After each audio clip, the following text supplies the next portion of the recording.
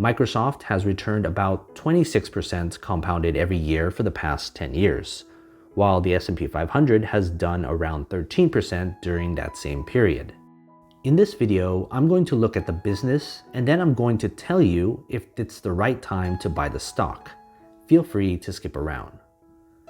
First, we're going to look to see if that return is justified or not. Don't buy this stock until you have an idea of what you're investing in, ignoring the hype and FOMO and just look at the business. I look at the P/E ratio as a measure of the stock speculation. If it's high, it means investors love the stock and anticipate a lot more is coming. On the flip side, if it's low, it means people aren't in love with the stock and aren't too hot on its future. That's where you usually find hidden gems when speculation is at an all-time low. As we progress through this analysis, you'll see at the top right my updated opinion on the company. In some cases, there's no P/E ratio. That means the company has no earnings and its value is completely derived from pure hype around its stock. In that case, we're going off the whims of speculation with tons of FOMO, which I'd tried to avoid altogether.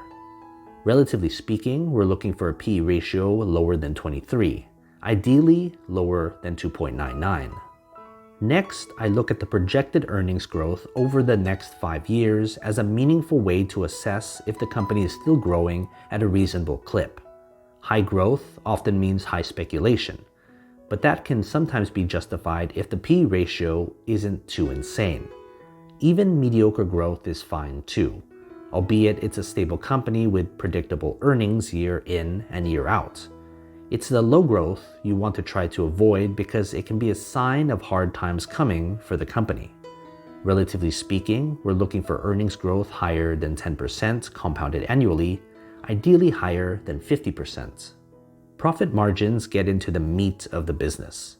High margins mean the company commands pricing power and it can generate revenue at a low cost.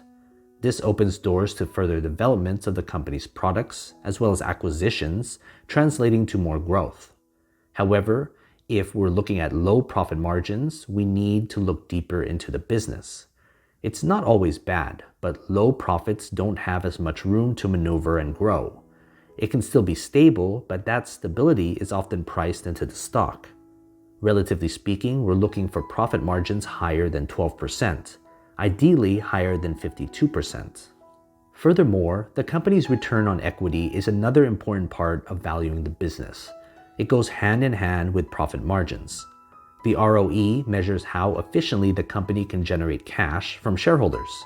A high ROE in turn fuels high profit margins, which cascades growth. Combine that with a lower P/E ratio, you're looking at a great company to invest in. Relatively speaking, we're looking for an ROE higher than 15%, ideally higher than 55%.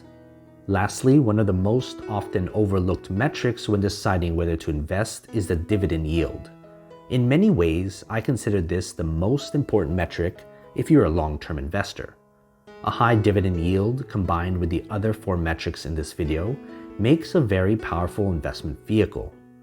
If your plan is to hold for years, you want to get something out of it.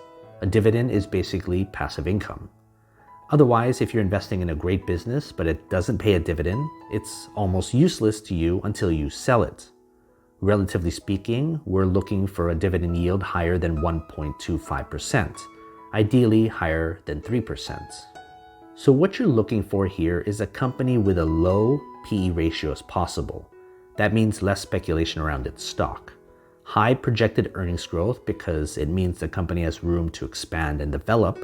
High profit margins so that it has the ability to grow those earnings. A high return on equity as an investor because you want your money to be efficiently used to create those high profit margins. And lastly, a high dividend so that you directly benefit from such a good company. This is just one stock, but I analyze a lot of stocks that I don't publish as videos. If you want to access hundreds of other stocks, join my Patreon. You'll get access to all those grades. They're updated all the time. Go to patreon.com/GrowthShares or click on the link in the description. In reality, there aren't many companies that can perfectly fit these 5 metrics. That's why when such a company comes along, they're such good long-term investments. But as fast as they come, they quickly become overvalued because opportunities like this don't come around too often. Let's pivot and look to see when you should buy the stock if you so choose to go that route. I'm going to outline a path based on whether you plan to hold the stock for the short term, the near term, and the long term. If you're a short-term investor, someone looking to buy low and sell high within the next month, look at the stock's relative strength index. The RSI measures the stock's momentum and spits out a number from 1 to 100. If you're looking for a great buying opportunity, you want the RSI below 30, ideally lower than that if you want certainty. If the RSI is above 70, I'd stay away from the stock, or as a short-term investor, cut your losses and sell. If you're a near-term investor, someone looking to hold for a year or so, look at the stock's 50-day simple moving average. The SMA 50 measures the stock's current price relative to the average of its past 50 trading days. While many want a highly positive percentage, I'm looking for a negative number as possible. That means the stock is trading far lower than what it's been trading at. That means the stock is cheap, so look for low percentages. If you're a long-term investor, someone looking to hold for years, possibly decades, look at the stock's 200-day simple moving average. The SMA 200 is almost the same as the SMA 50, but over 200 trading days instead of 50. A stock below that average means extreme relative value. At this time horizon, the company's fundamentals, its business, plays a very important role in how the company will go going forward. If you're looking for even more extreme value, combine the RSI, the SMA 50, and the SMA 200 together and make sure they're all at bargain levels. This isn't as rare as you think, but with an RSI below 30 and the simple moving averages at large negatives, you're looking at very cheap stocks. But just remember to consider the business first and not just the price. Invest wisely, and as always, take care of your money.